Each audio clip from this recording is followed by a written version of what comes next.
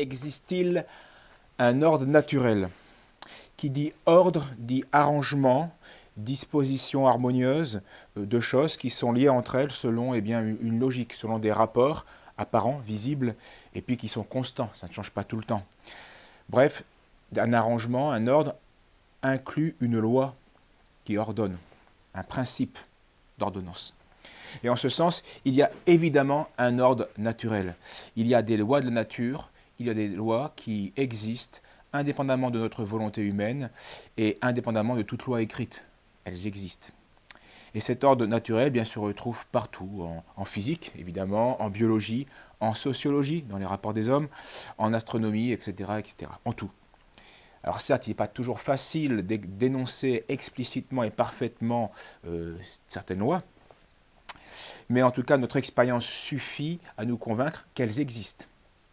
Par exemple, évidemment, l'équinoxe revient chaque année le 21 mars et le 23 septembre. Donc c'est bien une ordonnance constante d'une chose, donc un ordre. Quand on évoque l'ordre naturel, on pense souvent au merveilleux monde des abeilles, ou à la migration des oiseaux, ou aux axes écliptiques des planètes, et à leur révolution, à leur régularité dans leur évolution, qui permettent à certains savants de prévoir précisément la prochaine éclipse totale du Soleil, et ce, des dizaines d'années avant. S'ils peuvent, c'est à cause d'une loi. Ce ne serait pas possible si l'ordre naturel n'existait pas. On pense encore bien sûr au code génétique de l'ADN, un principe ordonnateur. On pense moins souvent à la complexité de la moindre petite bactérie qui existe sur Terre, qui fait d'elle une usine physico-chimique bien plus complexe et d'une organisation bien plus ingénieuse que n'importe quelle magnifique usine de transformation construite par l'homme. On pourrait encore évoquer la photosynthèse, qui est extraordinaire comme phénomène, ou simplement le phénomène de la respiration avec notre pompe naturelle, le cœur, avec ses retours anticlappés. C'est quelque chose qui demande, c'est de l'ingénierie, là. Il y a une complexité, il y a une ordonnance, il y a des raisons, il y a un sens, il y a une logique. Et en plus, cette pompe naturelle échappe au contrôle de la volonté. C'est une pompe qui s'impose à elle-même, qui s'impose à notre volonté. Et donc elle est bien réglée naturellement. C'est un ordre naturel, cela. Bref, l'œil, ou simplement l'aile d'un papillon, nous prouve l'existence d'un ordre naturel.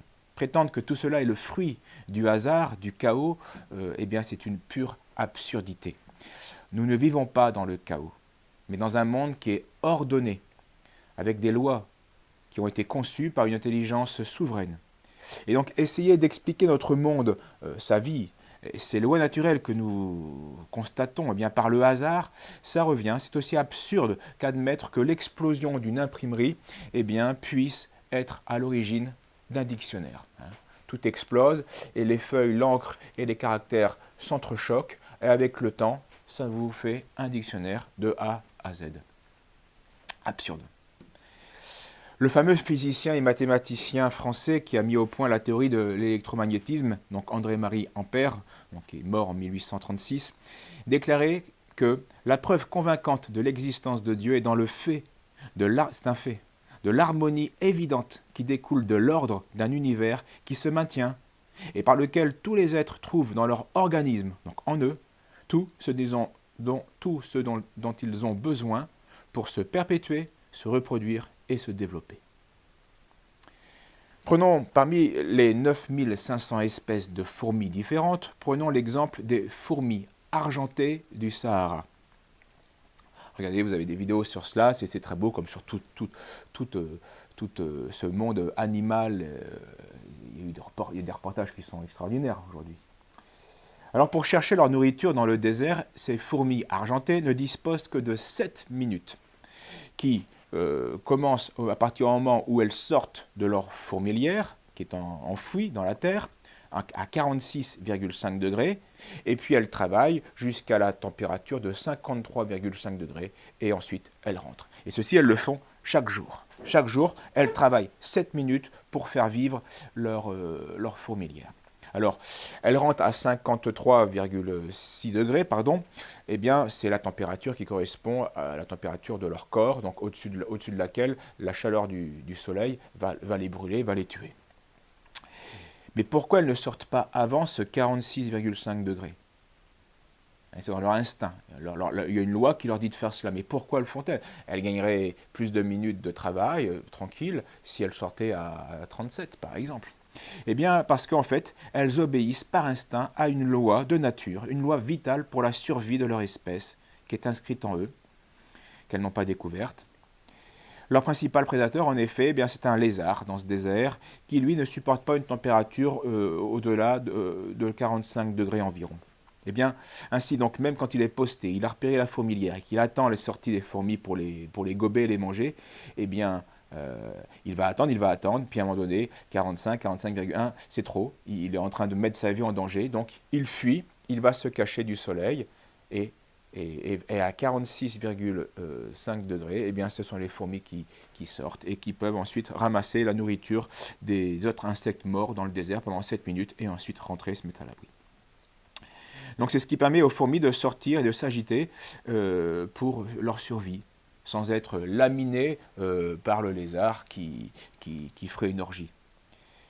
Donc là, ceci est un bel exemple de l'ordre naturel, de disposition de choses liées entre elles selon des rapports apparents et constants, selon une logique, selon une loi. S'il n'y avait pas de loi naturelle, les fourmis argentées du Sahara n'existeraient pas, tout simplement. On a toujours considéré comme un génie l'homme qui découvrait justement cette loi. Ces savants, ces scientifiques qui ont mis au point tout cela, c'est beau, et on les honore, ils sont savants. Mais bizarrement, on oublie de trouver génial celui qui, par son intelligence et sa puissance, a conçu ces lois. Ce n'est pas celui qui les a découvertes, c'est déjà bien de découvrir des lois, c'est beau. Mais ce qui est encore plus génial, c'est celui qui les a conçues, celui qui a créé la machine, celui qui a créé. L'existence du souverain artisan, du suprême artisan est si claire et elle est pourtant si souvent niée. Et même le chef des impies du XVIIIe siècle, M. Voltaire, concédait que, disait-il, « l'univers m'embarrasse et je ne puis songer que cette horloge existe et n'est point d'horloger. » Il y a une horloge, sous ces mécanismes-là, sous ces engrenages mutuels, il y a un horloger. Et il y a toutes ces lois encore plus complexes que l'horloge. Dans le monde, il n'y aurait pas d'horloger. Ça n'a pas de sens. En réalité, on voit bien, ce n'est pas une question d'intelligence. Il y a une horloge, il faut un horloger. N'importe quelle intelligence le comprend, cela. C'est une question de volonté. On veut bien reconnaître l'évidence des lois physiques. Les lois qui régissent les abeilles, ça, on veut bien les découvrir et c'est très beau et on en fait des films. Donc l'évidence des lois physiques, on veut bien s'y soumettre. Sinon, comment on pourrait construire des ponts si on ne se soumettait pas aux lois physiques? Bon. Mais on refuse de reconnaître l'existence de lois morales. Pourtant, il y a des lois naturelles en tout, pas seulement dans la physique et dans la matière, dans les lois morales, dans les rapports humains aussi, il y a des lois.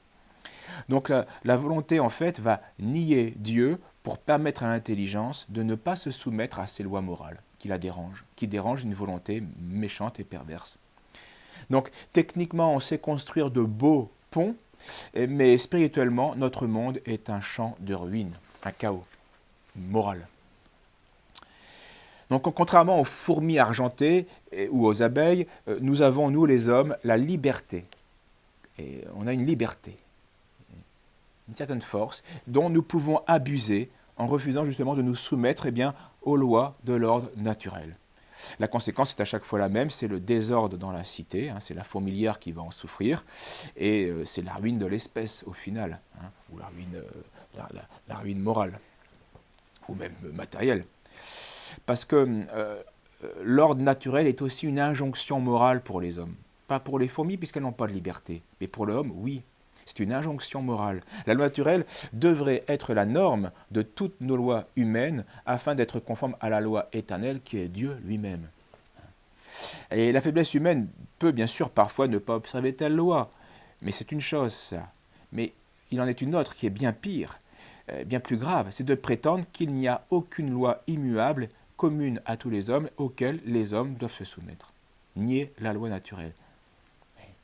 Donc agir comme s'il n'y avait aucune loi morale qui s'impose à nous, en dehors de notre consentement. Et en ce sens, la démocratie moderne des droits de l'homme a institué la barbarie la plus terrible qui soit. Les barbares, ça se définit par ceux qui vivent hors des lois, sans loi. Ce sont des barbares. Les démocrates ont fait ce qu'aucun barbare de l'Antiquité n'avait jamais osé faire, nier la loi naturelle dans sa généralité. La démocratie moderne a donc fondé, et qui a fondé la cité sur la liberté de l'homme exaltée, sur la loi de la volonté générale qui fait ce qu'elle veut, et non plus sur la soumission à l'ordre naturel. Avant, c'était sur cela qu'étaient fondées les cités. Cette cité moderne est contre nature. Elle est totalitaire dans son essence parce qu'elle est fondée sur une insurrection morale contre l'ordre naturel. Donc c'est une violence, c'est une grave violence que nous impose la société moderne, totalitaire. Le mariage pour tous en est une illustration. Il n'y a pas de loi naturelle pour ces gens-là. Ils ne se soumettent à aucune loi naturelle. Pourtant, comme disait un humoriste, c'est pas en se sodomisant indéfiniment qu'il y aura la vie, hein. Ça ne marche pas. Alors l'homme qui refuse l'ordre naturel, est devenu, dit saint Thomas d'Aquin, le pessimum omnium animalium, ce qui veut dire l'homme qui refuse la loi naturelle est le pire des animaux. Le pire des animaux. Parce qu'aucun animal, justement, ne contredit la loi naturelle. Aucun. Il n'y a que l'homme qui est capable de cette outrance. Et donc, c'est bien, quand il le fait, il devient le pire des animaux, le plus bête des animaux. Et c'est malheureusement donc le triste privilège de l'homme pécheur. Et depuis le siècle des philosophes des Lumières, c'est le fondement même de notre monde. Et donc cela ne nous étonnera plus. Ce qui fait de notre siècle le siècle le plus barbare et le plus malade et le plus décadent de l'histoire humaine, parce que celui qui ne connaît même plus, qui ne veut plus de la loi naturelle, qui est le cadre dans lequel il peut s'épanouir, vivre, survivre, perdurer, se perpétuer, et finalement pour l'homme se sauver. Voilà ce qui est à relever de la loi naturelle. Elle existe et il faut nous y soumettre, évidemment.